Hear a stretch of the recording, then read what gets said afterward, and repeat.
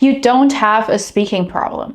I know that sounds strange, especially if you keep saying, well, I just can't speak German. But if you can speak your native language, if you can hold conversations in English or any other language, then you can speak. So when you say you're struggling with speaking German, that's not actually the real problem. So in this video, I'm going to show you what's really going on and the 4 specific things that are usually hiding behind that sentence. Because once you identify the real issue, you can finally fix it. If we haven't met yet, hallo und herzlich willkommen bei Speak Fluent German. My name is Salome. I'm a native German teacher and I've also learned 4 foreign languages myself. So I know exactly what it feels like to sit there thinking, why can't I just say what I want to say? And on this channel and inside my signature program, the German Fluency Academy, my mission is to make German feel structured, clear, and doable, especially for adult beginners who want to build a real life here in the German-speaking countries. And if you're currently feeling stuck with speaking, I've created a free beginner training where we go deep into pronunciation, the most important basic grammar structures, and practical everyday phrases you can start using immediately. You'll find the link to register completely for free in the description box below. All right, let's break this speaking problem down. When someone tells me, I understand a bit, but I can't speak, I don't hear a speaking problem. I usually hear one of these 4 things. Number 1, pronunciation. Very often what people actually mean is, I'm afraid I won't be understood. Maybe you've had a situation where you tried to say something and the other person just looked confused or immediately switched to English. And suddenly the opportunity to practice is gone. That hurts and it sticks. Pronunciation is a huge confidence trigger. If you don't trust that the sounds coming out of your mouth are correct, you hesitate, you overthink, and you freeze. But this is a trainable skill.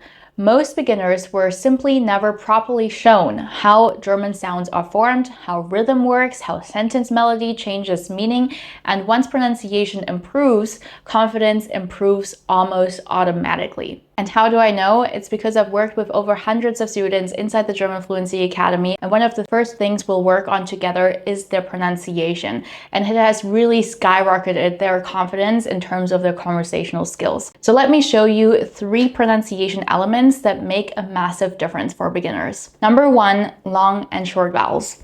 In German, we have these 5 basic vowels: a, e, I, o, and u. Each of them can be either long or short, and this is extremely important because vowel length can completely change the meaning of a word. Like for example here, Staat, Staat, with a long a. That means state or country. Now compare it to Stadt, Stadt, with a short a. That means city. Only the vowel length changes the meaning here of the word completely. Another example is Beet, Beet, with a long e. That means garden bed.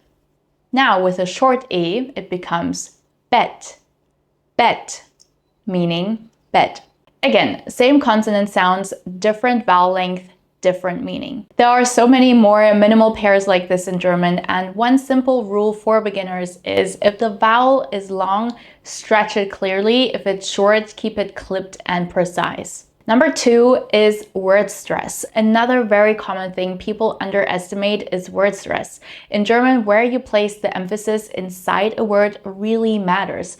For many traditional German words, the stress is usually on the first syllable. And if you move it, you can either sound very unnatural or even change the meaning of a word. Like for example, here, the word for coffee in German is Kaffee, Kaffee, with the stress on the first syllable. Now compare it to Café, Café. Here the stress is on the second syllable, and it means coffee shop now. Same sounds, different stress, different meaning. As a general tendency, you can remember many German origin words are stressed on the first syllable. Borrowed words from French, English, etc. often keep stress later in the word. And if you're ever unsure about pronunciation, use tools like leo.org and actually listen to the word. That's not being overly careful, that's building your confidence through clarity. The more certain you are about how a word sounds, the less you hesitate when you actually need to say it. To this day, I use that tool all the time for my English, which is not my native tongue, and I think it worked pretty well. Number 3, the German R. Now, another sound learners often worry about is the German R, and here is something reassuring. Even native speakers don't pronounce it the same way everywhere. In southern regions like Bavaria or Austria, you'll often hear a rolled or tapped R at the front of the tongue. In high standard German, especially in central and northern Germany, R is produced further back in the throat. For English speakers, that can feel unusual because English doesn't really use that kind of throat sound. But here is the important part. The German R is rarely the reason someone doesn't understand you. Vowel clarity and word stress matter much more for comprehension. So don't get stuck obsessing over a perfect German R. Focus first on clear, long, and short vowels, correct word stress, and that's what makes your German sound structured and understandable. Pronunciation isn't necessarily about talent, it's about awareness. And once you understand what to adjust, your confidence shifts very quickly. Now, as I mentioned earlier, I go much deeper into pronunciation inside my free beginner training. We cover a lot more sounds of the German pronunciation. So if this is the part where you constantly feel insecure, I highly recommend registering. It's completely free and we break the foundations down step by step. Once pronunciation becomes clearer, something interesting happens. You stop worrying so much about how you sound and you start noticing what you actually want to say. And that's where many learners realize, wait, maybe it's not just pronunciation. Which brings us to the next very common bottleneck, vocabulary. Sometimes the issue is much simpler. You just don't have the words yet. You're in a conversation, you know exactly what you want to say, but the vocabulary isn't there. And that's not a speaking problem, that's an input problem. And the solution isn't just speak more. The solution is building a core of high-frequency practical words and chunks you can rely on in daily life.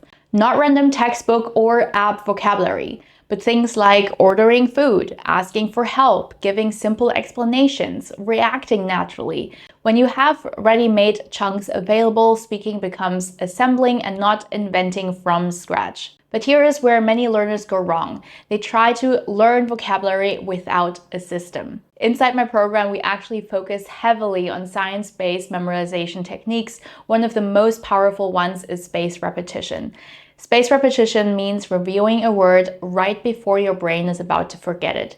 And this makes sense when you understand what's happening in your brain, which is that every time you learn a new word, your brain creates a new neural pathway, a new connection. But in the beginning, that pathway is very weak. If you don't revisit the word often, your brain assumes it's just not important, and the connection fades. When you review and actively recall the word, that pathway strengthens. You can imagine it like this. The first time you learn a word, it's like walking through tall grass and creating a tiny muddy path. If you never walk it again, it just disappears. But if you keep walking it repeatedly, the path becomes clearer and more solid. Eventually, it becomes a proper road. And that's what repetition does. And spaced repetition makes this efficient. Difficult words appear more often. Easy words appear less often. So you strengthen exactly the connections that are weak. Inside my program, we provide ready-made flashcard decks that train exactly that and that are built around high-frequency vocabulary, everyday phrases, practical chunks, and a lot more. Of course, you can build these yourself using tools like Anki or Quizlet. The key here really is consistency.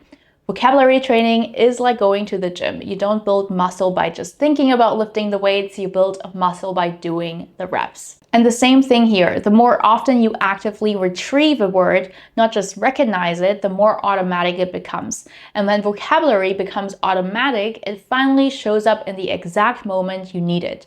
And that's when speaking starts to feel easier because your brain no longer has to search. Now let's assume your pronunciation is clearer, you've started building your vocabulary, and yet you still hesitate. You know the words, they're somewhere in your head, but when you try to put them together, everything slows down. And that's where we arrive at the third, and for many learners, biggest bottleneck: sentence structure. This one is huge. Yeah, you know some words, you know what you want to say, but when you try to build the sentence, everything slows down. German sentence structure just starts to feel like a gigantic puzzle.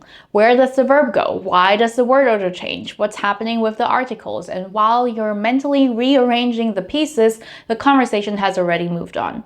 That delay creates panic, and this again is not a speaking problem, however. It's a structural clarity problem, and here is one rule that already removes a lot of confusion. In German statement sentences, the structure is actually very clear. The verb is always on the second position, no matter what you start the sentence with. Let me show you a simple sentence as an example.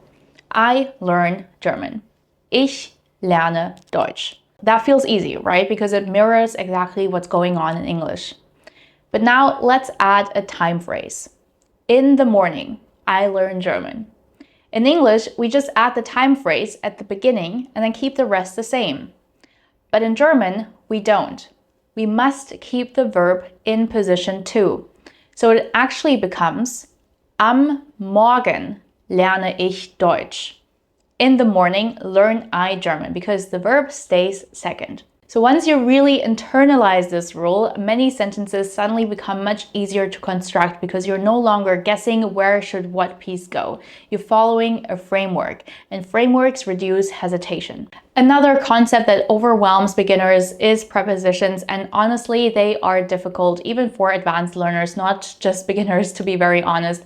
Prepositions are those small words like to, at, in, on, and the problem here is that they rarely translate one-to-one. The same German preposition can have multiple meanings depending on the context, and if you try to memorize every single rule from the beginning, it just becomes very overwhelming very quickly. So instead of starting with abstract grammar rules, I recommend something much more practical, which is learning prepositions in chunks. For example, in this chunk here, at home, zu Hause.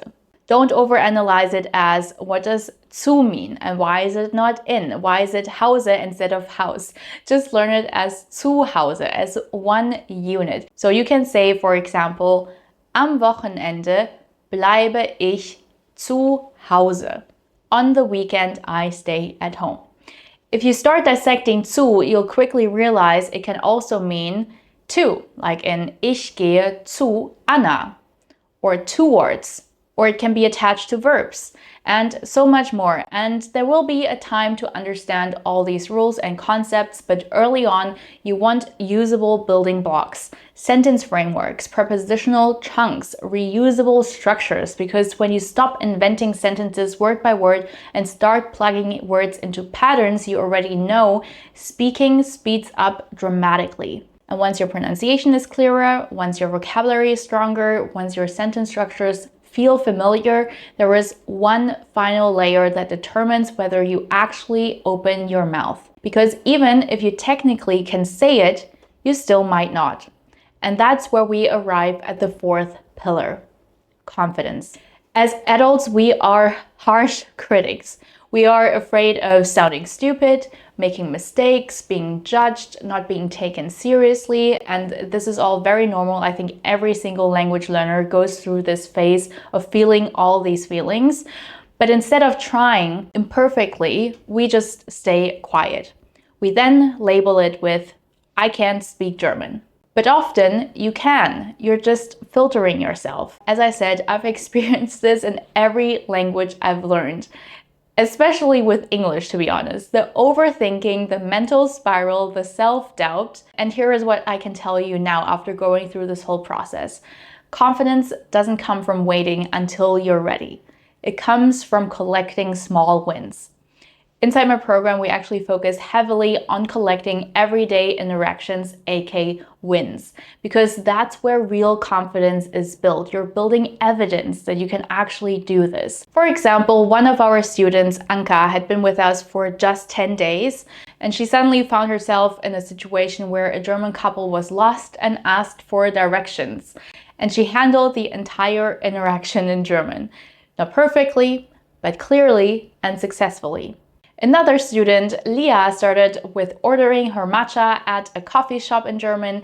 Then she managed a more complex situation at the butcher where if you actually break it down, you need quite a lot of vocab in order to do that, like numbers, measurements, specific words and phrases, and clarity about what you want. And these are the moments that help you build evidence in your brain.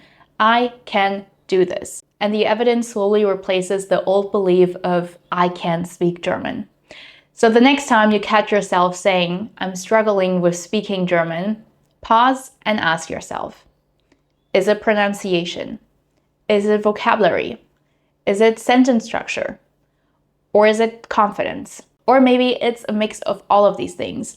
But once you identify the real bottleneck or bottlenecks, you can actually work on the right thing instead of attacking a vague speaking problem. And that's when progress speeds up. If you want to build the kind of confidence Anka and Leah built, start where they started with my free beginner training. Inside, I guide you step by step through the 4 pillars we talked about today. We dive deeper into pronunciation, clarify the most important sentence structures, and work with practical everyday phrases you can start using immediately. So instead of just saying, I can't speak German, you start collecting small but real wins that build actual confidence. You'll find the link to join in the description box below. And if this video helped you reframe your struggle, make sure to watch the next one here where I'll show you exactly how to build your German foundation the right way from the beginning. Das ist alles für heute. Vielen Dank fürs Zuschauen und bis zum nächsten Mal. Tschüss!